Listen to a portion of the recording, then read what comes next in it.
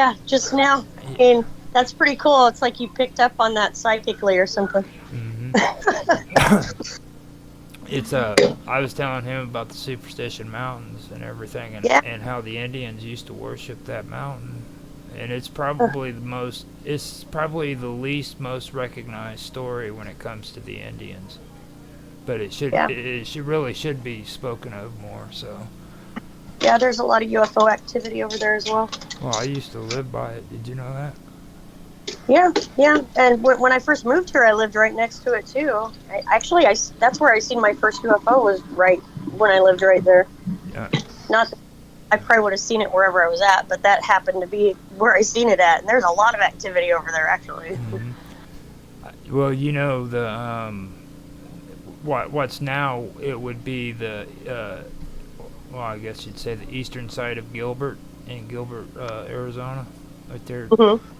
At one time it was called Higley, and I was living on Higley Road, right before you got to Queen Creek. Okay. And there was a dairy that was there, and I used to live on that dairy with my dad. He was a milker, and I actually was going to the barn to get milk. And that was the first time I possibly saw a UFO. I'm not sure if it was a UFO, but I was about 12 years old. Wow. Mm-hmm. That's 3 wows in a row. You know what that means, don't you? I do, Roger. And that means good stuff. We were just talking about a Greek goddess. Her name was Eos, or Eos. Have you ever heard about her? It doesn't sound too familiar. No. Okay, so I'll leave it at that, because I don't want to get you too hyper. She was pretty hardcore. Yeah. She was a you know how men are some men are womanizers. Uh-huh. She's a man.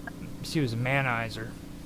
Manizer, wow! Imagine that. She would abduct men and make them do what she wanted them to do. Abduct. Yeah. Wow, that's crazy. Mhm. Yeah, I haven't heard of her. Yeah, she's something else. But apparently, I'm going to be coming back next week, and we are going to start talking about the cardinal directions and the 4, or I think it's 4 or 5. No, it's 4 winds. And, sweet. And I'm glad you're here. Actually, I know you'd be interested in that. Yeah, that sounds really interesting. Definitely. The cardinal winds. I don't know much about the ancient histories and stuff like that. A little bit, not as much as you guys do, but I figured I'd pop in anyway. Just, you guys sound like you're having so much fun.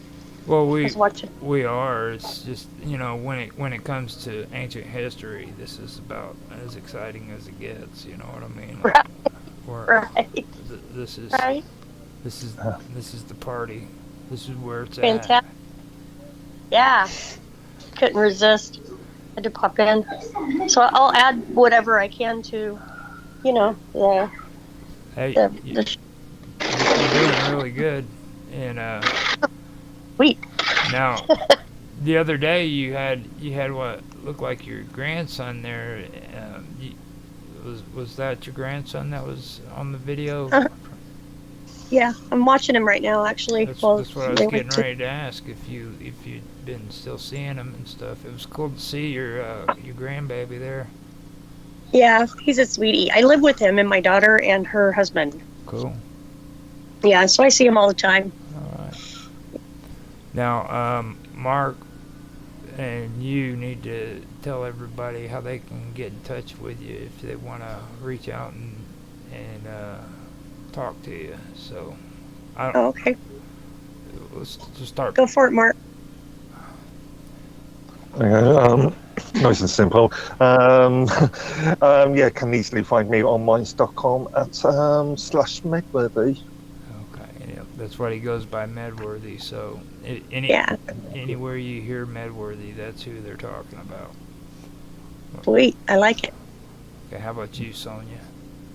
Galacticfire.com, TEC, not TIC, and I have a contact thing on there, or I'm also on Instagram, and it's just Galactic Fire. If you put that into a search engine, I'm sure you'll find one of my social medias or whatever, you know. And just let everybody know too, we constantly put her advertisement on our videos, so if you guys ever see the commercials going on there, that too is on right now, so that's how you can find out about her shop. Yeah. Thank Now, before we get off here, man, you do know that Mark W. also invited you to come on to Vixen's Vault too, if you wanted to, right? Yeah, I was thinking about that actually yesterday, and he caught me. I was on DK's live or whatever. We were talking, you know how that goes.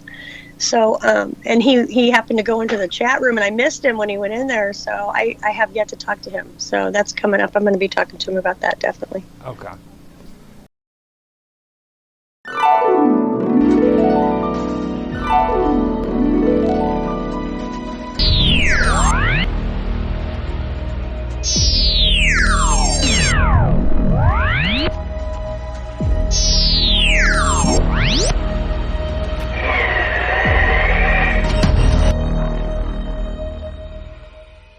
I am going to start getting more into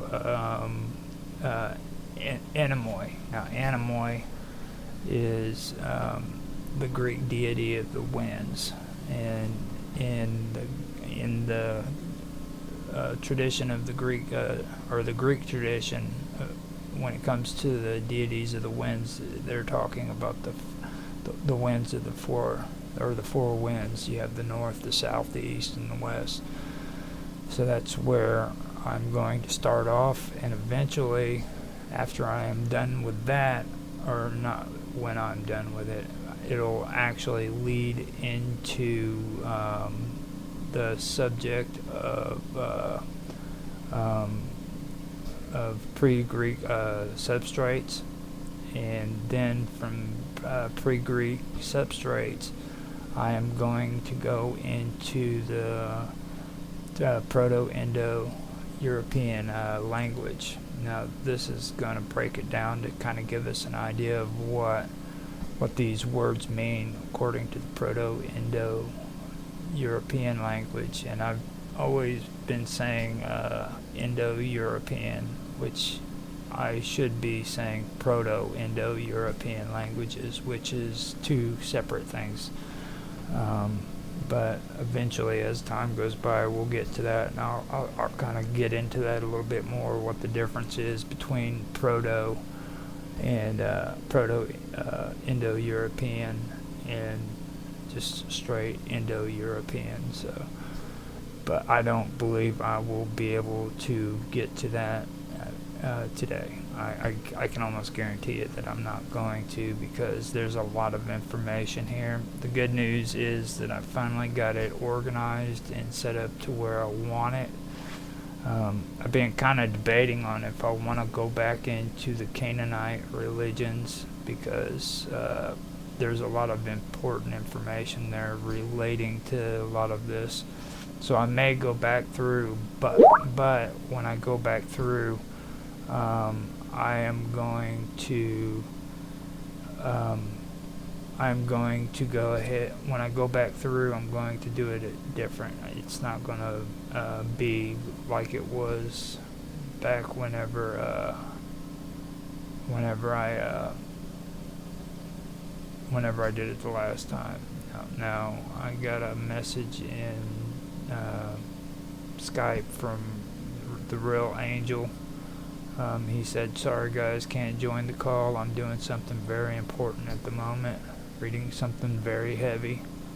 He's reading a big book. So, thank you for that, Angel. And with that being said, I am going to go ahead and continue where I left off. So, here we go. Now, the Anemoi, the Greek deities of wind, were conceptualized and named through the combination of observation, cultural mythology, and linguistic development. The origins of the term and the associated deities are deeply rooted in the Indo-European linguistic tradition and the ancient Greek understanding of nature. The term anemoi derives from the Greek word animos or animus, meaning wind. This word shares its root with other Indo-European languages, indicating a common linguistic ancestor. For example, Sanskrit, anila, wind or air, and in Latin, anima, breath, spirit, or life. Old English, apnean, which means to breathe or blow. The connection between wind and life-breathing likely contributed to the divine characterization of the winds as essential and powerful forces of nature. Ancient Greeks often personified natural elements, attributing them to specific deities or spirits. The winds, with their tangible yet invisible power, were natural candidates for deification. Their variability or variability in direction, intensity, and effects were reflected in distinct identities for the anemoi. The anemoi were associated with the cardinal directions, each representing a specific wind and its characteristics.